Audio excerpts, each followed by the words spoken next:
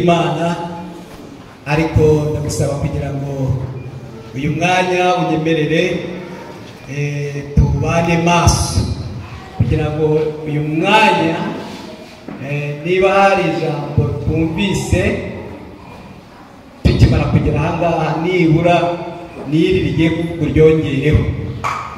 Imana ishimwe cyane ko bashyitsi. Nitwa Rusumbabahizi Alfred, umugabo.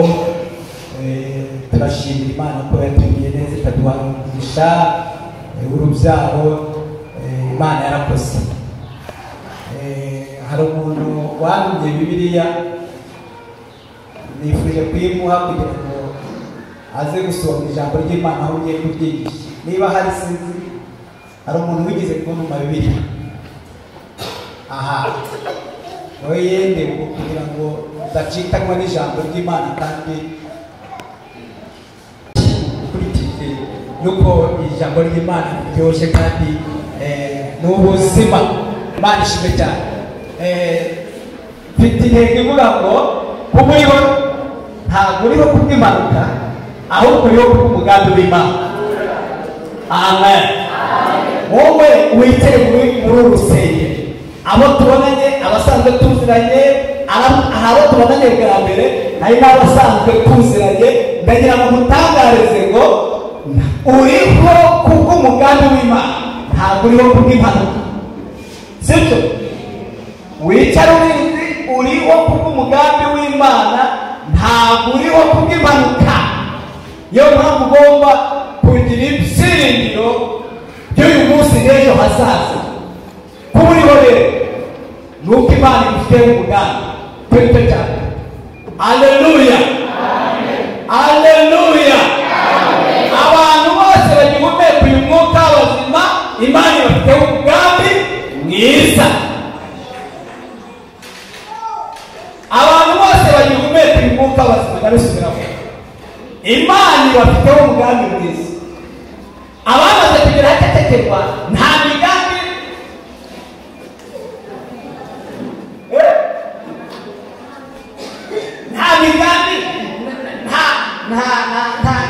ntateganya migambi, mbega basinziriye aho ngaho. Ariko umuntu ugifite uyu mwuka unyumeka umwuka w'abazima, haleluya, usinze nawe. Ariko ndagira ngo mutangarize ngo Imana igufite umugambi mwiza.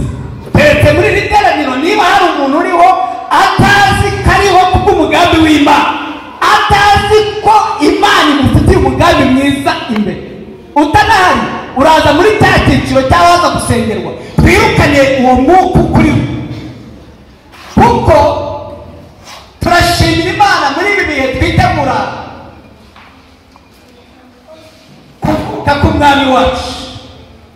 Ariko tuzaba duserebura, tuzaba twishimira urwo rukundo rukomeye rwatumye Imana ikunda abari mu isi cyane. Bibiliya ivuga iki? Ngo byatumye itanga umwana wayo w'ikinege kugira ngo umwizera wese atarimuka ahubwo ahabwe ubugingo buhoraho. Turashimira Imana. Ntabwo tuzaba kwizihiza kuvuka kuko Kristo yavutse, kandi muri uko kuvuka kwe yaranariho. Ariko reka turebe ngo rukundo rwatumye Imana itanga umwana wayo w'ikinege gusa, ngo kugira ngo umuntu umwizera wese atarimuka ahubwo ahabwe ubugingo buhoraho. Kuko uriho rero uri mu bitekerezo by'Imana. Iyo usomye mu gucungurwa kwacu mu ijuru ngo habaye inama yo gucungura umwana we.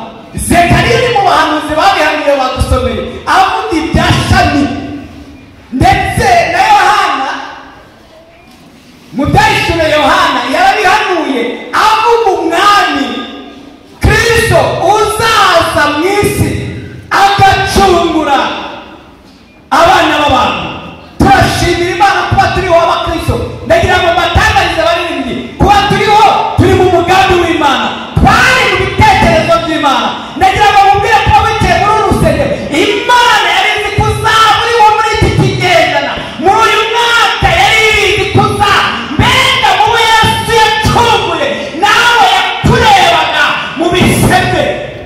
haleluya.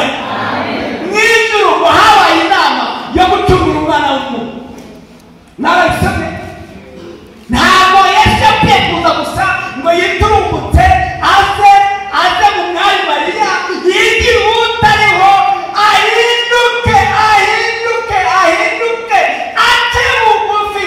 Ndagira ngo mbabwire byabanje kwigwa. Bibiliya yaravuze ngo mu ijuru inama yarateranye yo gucungura umwana w'umuntu.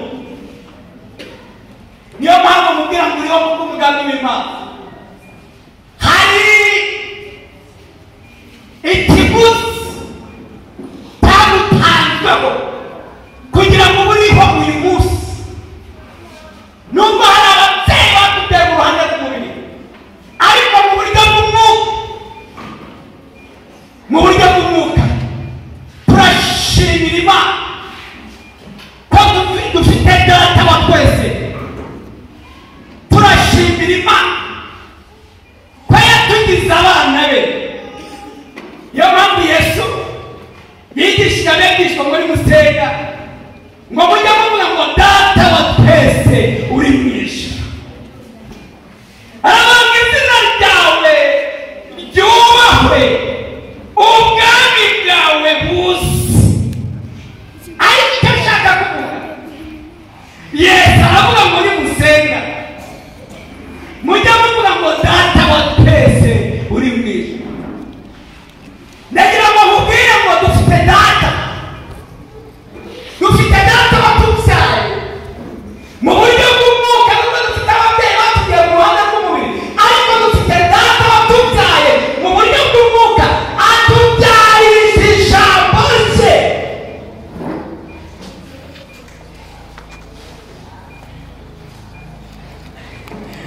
Barize umuntu mwicaranye dufite data wa twese se nawe.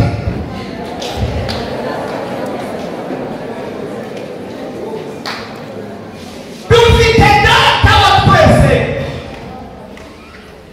Inama mu gitabo cy'Ibyahishuriwe Yohana,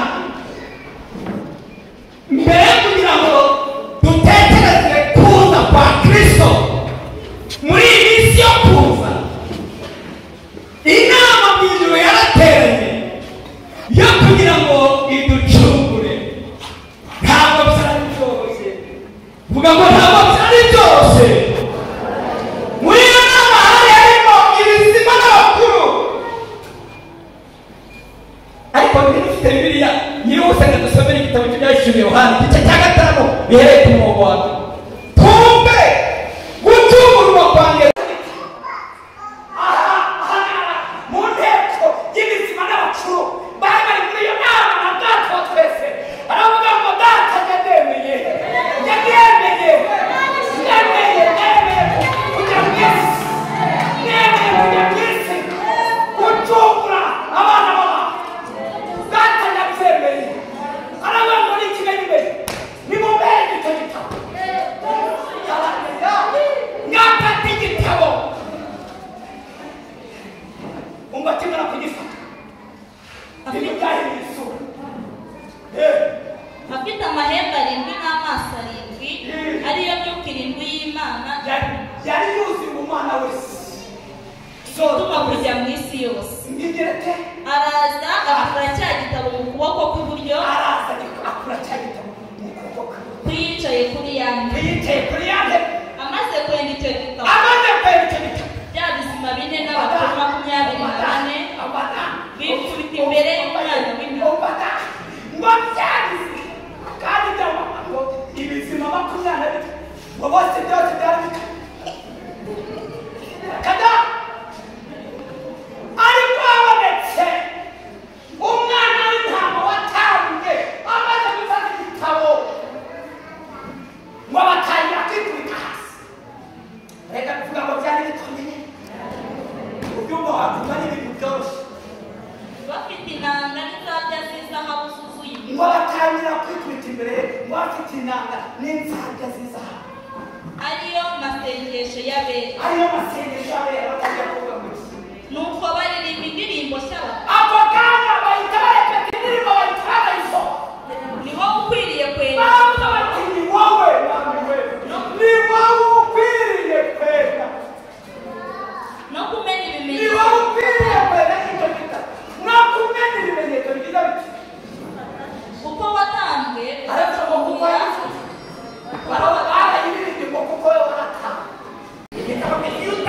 umva ndashima Yesu wakabaye reka babwira Yesu atagutabara wakorwa n'iki Kristo tugiye gusengera abantu bashaka kwizera Yesu umva wewe ureke ko patasi igihe mwakiriye by'abamariki gusaho ukongera ukabikora rero uzajya ubikora ariko ni wizere iri mbabazi tugiye gusengera abantu bashaka kwizera Yesu bakizera Yesu bakamu ngo niwe soke maryo ngo niwe soke maryo dufite abantu muri iterano bishwe n'icyaha icyaka cyarabishe iyo uraye ukamweye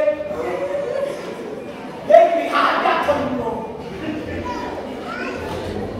dufite abantu bari mu mwuka wa cyaha dufite abantu bari mu mwuka wa inyota tugiye kubasengera Yesu akubera isoke maryo ariyo mpamvu mw'igikoma nkashima Imana icyabura nkanywa amazi nkashima umwana we byanutiye byeri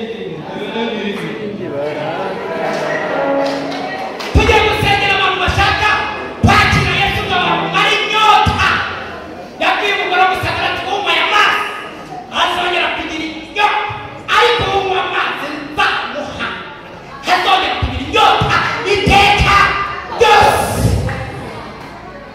ndashaka gusengera abantu batazongera kugira inyota Yesu akakubera inyota akagushira ugashira inyota ukagenda ukabona umwana nijoro nzajya mu ijuru ntacyo ndashaka kugira ngo nsengere abantu uyu munsi bashaka kwizera Yesu bakamwakira bakamuha ibyabo Yesu nawe akabahitse kandi ibyo Yesu aduha ni ubugingo buhoraho ndagira ngo iteraniro muhaguruke dusenge ariko abantu bumva muri iri teraniro bari bakizera nk'uko kiriya gisabo cyizeye gusa bashyira ikiganza tubasayire ubundi dutsinze kwizera Yesu teraniro ryose muhaguruke reka kuba umunyadini dini rizakujyana gusa ntabwo rizakujyana gusa tujye gusenga Imana teretse abafite abana barimo bose ariko reka babwire kubatizwa gusa sinzi wakubatije wenda ni nanjye wakubatije ariko reka babwire ijuru ni ukwakira Yesu ukamwizera ugatangira ukagendana nawe ntabwo ari byinshi ngo ni ugukora ngo ni ukuguca amande n'ibiki nta mande Yesu asaba akira mwizere niwo gupfiriye niwo kubambiwe ku musaraba mwakire umwiriye w'imibabaro n'izo nimba zawe n'aka gahinda byose bihe Yesu abijyane Golgota ku musaraba ahari abantu bashaka kuvuga bwa kabiri bakakira Yesu biterana bamanike ibiganza dufatire gusenga mu izina rya Yesu abantu bumva muri iri teraniro mumanike twisengera Imana nimuhumure abantu bumva muri iri teraniro bashaka kwakira Yesu nimutabote dufatanye gusenga nimuze n'ababo abari inyuma mubareke bazi muze tubasabire imbaraga rero nibe witegura dusabire aba bantu imbaraga nimuze nimuhumure nta kibazo gihari